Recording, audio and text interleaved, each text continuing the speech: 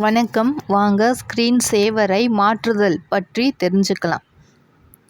டெஸ்க்டாப்பில் மவுஸை வைத்து right click செய்து அதில் ப்ராப்பர்ட்டிஸ் என்பதை கிளிக் செய்ய படம் 1இல் உள்ளது போல் ஒரு டயலாக் பாக்ஸ் தோன்றும். அதில் ஸ்க்ரீன் சேவரை என்பதை கிளிக் செய்ய டயலாக் பாக்ஸ் தோன்றும். அதில் டிராப் டவுன் மெனுவில் இருந்து நமக்கு தேவையான ஸ்க்ரீன் சேவரை தேர்ந்தெடுக்க வேண்டும். அந்த ஸ்க்ரீன் சேவரை திரை முழுவதும் ப்ரிவ்யூவை செய்து பார்க்க ப்ரிவ்யூ பட்டனை கிளிக் செய்ய வேண்டும். இப்போது மவுஸை அசைத்தால் அல்லது கீபோர்டில் ஏதாவது ஒரு கீயை தட்டினால் அது மறைந்துவிடும்.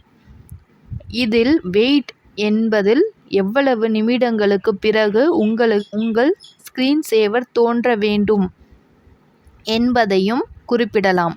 வெயிட்டில் உள்ள ஆரோவை பயன்படுத்தி எவ்வளவு நிமிடங்கள் என்பதை செலக்ட் செய்ய வேண்டும் அல்லது பாக்ஸில் டைப் செய்து பின்பு ஓகே பட்டனை கிளிக் செய்ய வேண்டும்.